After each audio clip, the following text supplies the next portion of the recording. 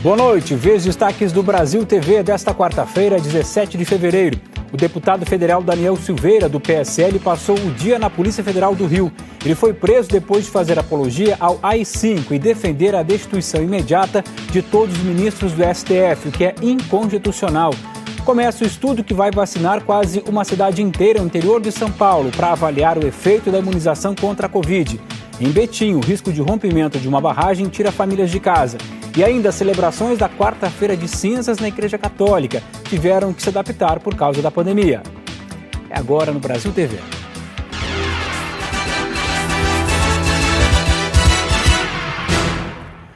O deputado federal Daniel Silveira, do PSL, passou o dia na sede da Polícia Federal do Rio. Ele foi preso no fim da noite por determinação do ministro Alexandre de Moraes, do Supremo Tribunal Federal, depois que divulgou um vídeo em que fazia apologia ao AI-5 e defendia a destituição imediata de todos os ministros do STF, o que a gente lembra que é inconstitucional. O deputado Daniel Silveira, do PSL, foi preso em flagrante na casa dele em Petrópolis, na região serrana do Rio, por determinação do ministro do Supremo Tribunal Federal, Alexandre de Moraes. Assim que os agentes federais chegaram, ele postou um vídeo nas redes sociais. Nesse momento, 23 horas e 19 minutos. Polícia Federal aqui na minha casa, estão ali na minha sala. Daniel Silveira foi trazido para o Rio e levado para o Instituto Médico Legal para fazer exame de corpo de delito. Como que o senhor espera que a Câmara avalie isso amanhã? Vai revogar a prisão. Vai revogar. Por que Poder independente, pô. Na chegada, o IML discutiu com uma policial, que pediu para que ele colocasse a máscara.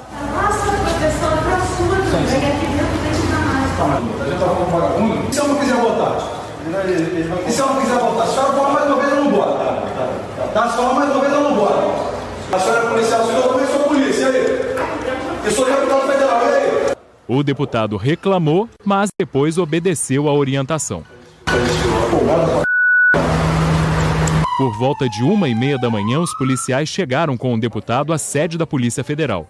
Daniel Silveira é ex-policial militar e está no primeiro mandato como deputado federal. Foi eleito em 2018 e ficou conhecido por aparecer num vídeo polêmico. A imagem ganhou repercussão nas redes sociais.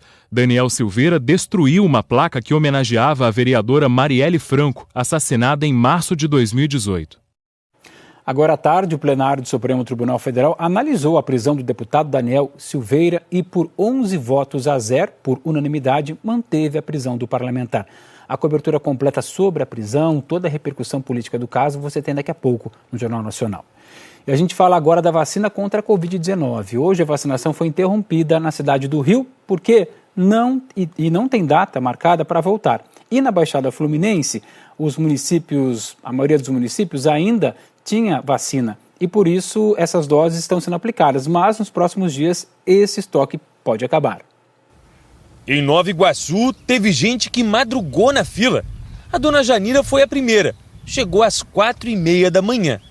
Muito animada, nem dormi à noite, esperando a hora chegar para mim me cuidar, para poder vir, ser a primeira da fila.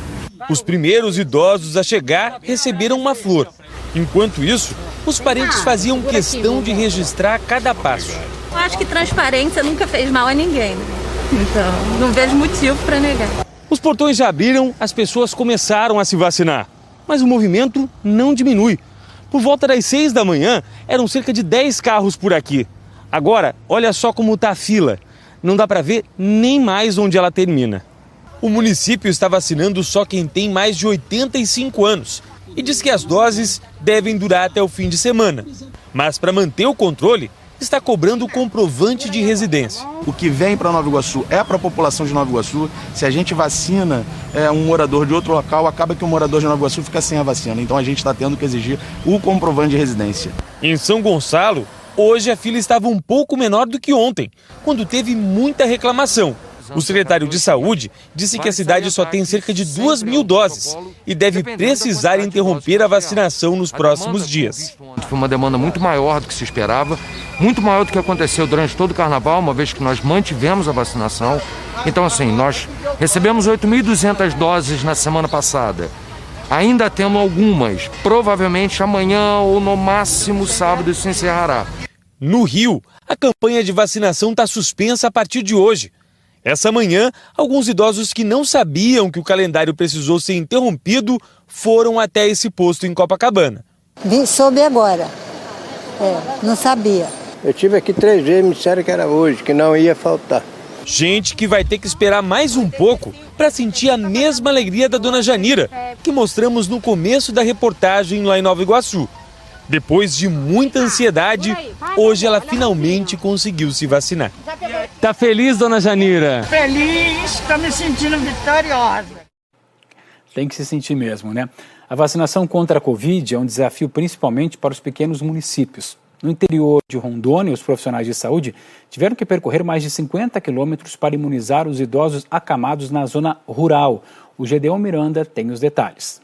A vacinação dos idosos acamados da zona rural de um dos menores municípios de Rondônia, Nova União, começou nesta semana. Para você ter uma ideia, os profissionais chegam a percorrer mais de 50 quilômetros em dias de vacinação pelas estradas rurais. É o imunizante da Coronavac chegando aos locais mais distantes da Amazônia. A previsão da Secretaria de Saúde de Nova União é vacinar mais de 50% de todos os idosos a partir de 80 anos do município, ou seja, de todo o público total. Essa vacinação será com as doses que o município recebeu da Coronavac, 150 no total para aplicação em 2 etapas. Nova União já vacinou a maior parte dos profissionais da saúde, cerca de 90%. Desde o início da distribuição, o município já recebeu do governo de Rondônia mais de 300 doses das vacinas contra a Covid-19, sendo a maior parte da vacina Coronavac e 60 doses da vacina Oxford AstraZeneca. O município pretende concluir todo o público idosos acima de 80 anos com a chegada de mais doses, mas não tem previsão de quando essas doses vão chegar e nem quantas doses são. Desde Paraná e Rondônia, Gedeon Miranda para o Brasil TV. Olha, em Salvador, a aplicação da primeira dose foi interrompida hoje e na próxima sexta-feira começa a valer um toque de recolher em 343 cidades da Bahia, incluindo a capital. A decisão foi tomada pelo governo do estado por causa da alta taxa de ocupação de leitos de UTI. Na noite passada, a Polícia Militar acabou com uma festa de carnaval que reunia centenas de pessoas numa casa de eventos, na periferia de Salvador.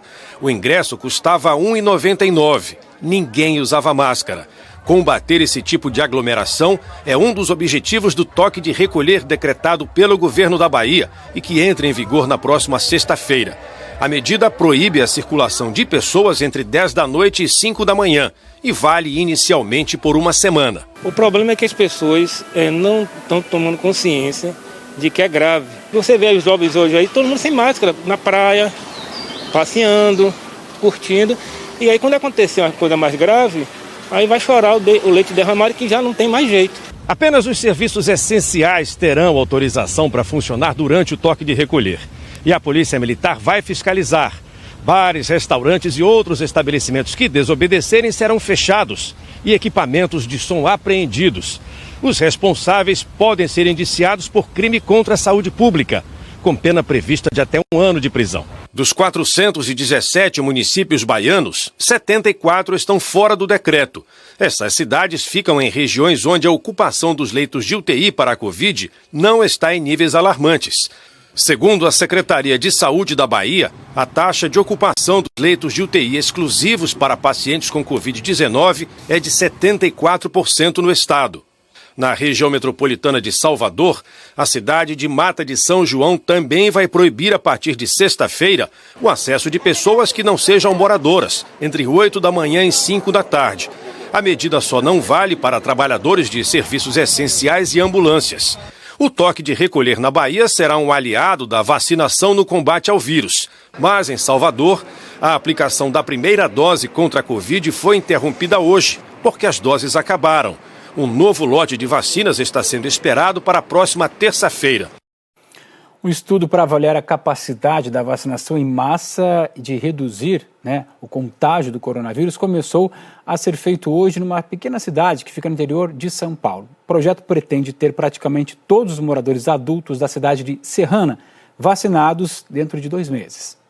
A dona Marlene levantou cedo e conseguiu ocupar o primeiro lugar da fila para tomar vacina.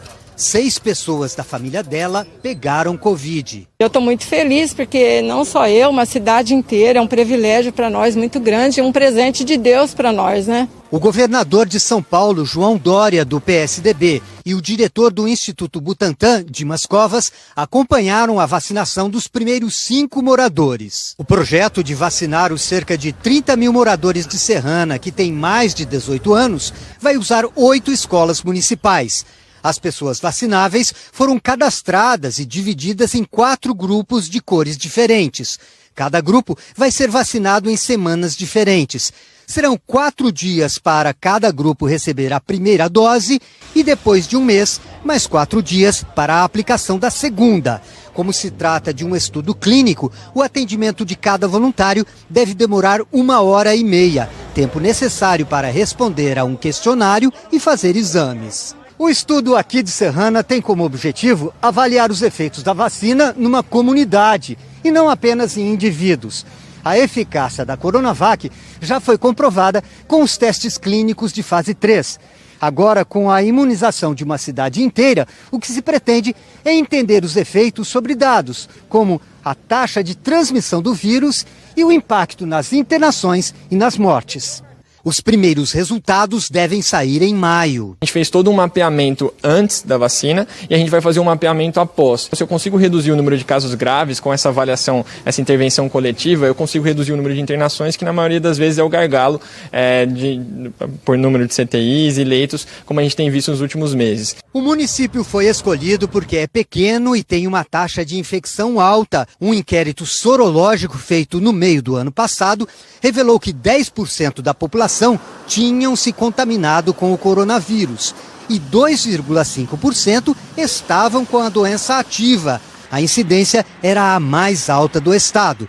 As doses aplicadas em Serrana são exclusivas para o estudo, para não afetar a distribuição para os outros municípios. A dona Aparecida, de 68 anos, diz estar duplamente feliz por ficar imunizada e por ajudar no estudo da doença. Só quem não tem noção de que perdeu um ente querido, que é não poder sair de casa, não poder trabalhar direito, é que não sabe o valor que isso tem. A gente fala agora do temporal que atingiu a cidade de Matozinhos, na região metropolitana de Belo Horizonte. Os moradores tiveram que sair de casa. A Cláudia Mourão sobrevoou a região logo cedo. A parte mais baixa do bairro Liberdade ficou toda alagada. O Globocop começou a sobrevoar a região por volta de 8 horas da manhã para mostrar a situação ao vivo no Bom Dia Minas. Vários pontos foram atingidos pela enchente. A água invadiu algumas ruas, chegando até as janelas das casas. Equipes do Corpo de Bombeiros e da Defesa Civil estavam no local para ajudar os moradores que estavam retirando os móveis, eletrodomésticos, o que deu para salvar na enchente. E a gente vê que tem vários pontos de alagamentos nesse trecho. Olha só como ficou esta árvore, quase toda debaixo d'água. A chuva que começou na madrugada provocou vários estragos no bairro. Uma cratera se abriu entre a Avenida Carlos Sobrinho e a Rua da Liberdade. Como a área alagada fica numa parte de baixada, todo esse volume de água que veio descendo se concentrou ali na altura do bairro Liberdade. Como a gente sabe, né, segundo os moradores, foi uma chuva intensa desde a madrugada, então ela afunilou e desceu toda para essa área aqui. E olha só a cratera que foi aberta aqui por causa dessa chuva. Olha o que virou essa rua aqui. Tem um buraco, olha só a situação, pessoal. Tem água descendo até agora e a gente consegue ver os efeitos desse alagamento. Ó. A área toda atingida aqui, infelizmente, vários moradores ilhados. E não foi só o bairro Liberdade que foi afetado pela chuva, não. Daqui do alto a gente consegue ver vários pontos de alagamentos em diferentes regiões da cidade. Nós estamos sobrevoando agora a região central, onde a água invadiu algumas casas e inundou uma parte desta rua, chegando até a frente deste ônibus. A Defesa Civil de Matozinhos informou que pelo menos 60 famílias tiveram que abandonar suas casas. E moradores da região da represa Várzea das Flores, que fica em Betim, foram retirados do local nessa madrugada é que o nível da água subiu muito com a chuva e havia inclusive o risco de rompimento de uma adutora da Copasa, que é a Companhia de Saneamento de Minas Gerais. William passou a noite vigiando a represa, que já tinha dado sinal de alerta depois das chuvas. O nível da água subiu ontem e causou o transbordamento de um córrego que fica logo abaixo. Não dormi e estou aí, acordado aí. Apreensivo. Pela manhã, agentes da Defesa Civil tentavam compreender o tamanho do problema. Segundo o superintendente municipal, havia risco de rompimento da represa. Nós recebemos a notícia por volta de 19 horas de ontem de que essa represa, que era uma área particular, estaria rompendo em virtude do alto volume de água que estava recebendo. Este vídeo, feito por moradores, mostra que a terra cedeu. Para a Superintendência Estadual, a erosão mostrada está perto do local onde ficam as manilhas de drenagem da represa e de uma adutora da Copasa. Mas, segundo o superintendente, não houve transbordamento de água e o barramento da represa não foi afetado. O transbordamento ele corresponde quando o nível de água dentro de uma represa, ela ultrapassa a cota limite, né, dessa estrutura, do seu maciço, e passa por cima dessa estrutura. E nós passamos a noite aqui, desde que o nível de água elevou bastante, e não chegou a ocorrer efetivamente um transbordamento. Ela chegou na sua cota praticamente máxima, mas aí, passado um certo tempo, os drenos começaram a funcionar e essa água, né, lentamente ela começou a diminuir o seu nível, né, trazendo para nós uma tranquilidade maior. Esta mancha escura que divide a vegetação mostra o nível que a represa atingiu. Depois que a água subiu, os moradores saíram de casa com medo. As imagens mostram a força da correnteza que seguiu até o córrego Estiva, que corta bairros de Betim. O córrego transbordou. Ao menos 10 ruas foram atingidas, segundo a prefeitura. A interdição continua no bairro Cruzeiro do Sul. Ao todo, 55 pessoas ficaram desalojadas e 16 desabrigadas. Este é o bairro Duque de Caxias 2, que ficou dividido. Os carros que estão lá em cima não passam mais por aqui. Segundo moradores, este aqui foi um dos primeiros pontos atingidos. Ontem à noite, por volta de 21 horas, mais ou menos, começou a descer um fluxo de água. Aí começou a dar alguns estrondos e essa água começou a aumentar e tomou isso aqui tudo. A água foi tão forte que levou a ponte que dava acesso às nossas casas aqui. A situação das famílias retiradas de casa é mais delicada. Com a previsão de mais chuvas, elas ainda terão que esperar para retornar. Algumas pessoas passaram a noite nesta escola. No fim da manhã, foi feita uma reunião na escola com a presença da vice-prefeita para discutir o que será feito com a barragem. A Prefeitura de Betim disse que avalia fazer o esvaziamento completo da área, que comporta 23 mil litros cúbicos. A Prefeitura de Betim informou que vai acionar o proprietário da área onde fica a represa. A Copasa disse que a adutora da empresa não se rompeu, mas por medida de segurança foi retirada de operação. Nós não conseguimos contato com o proprietário da área onde fica essa represa. A seguir, o ritual católico da quarta-feira de cinzas teve que ser adaptado em meio à pandemia.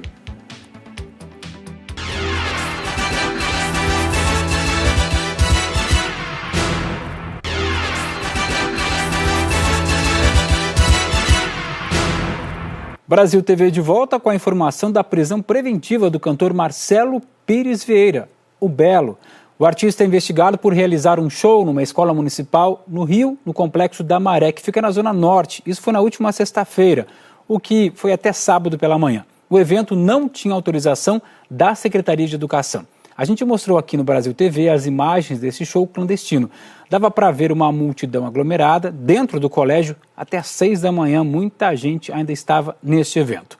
O cantor Belo não respeitou as regras da prefeitura de distanciamento durante a pandemia. É investigado por invasão. Ele foi preso em Angra dos Reis, que fica no sul do estado. A operação da Polícia Civil que prendeu o Belo levou o nome de É o que eu mereço.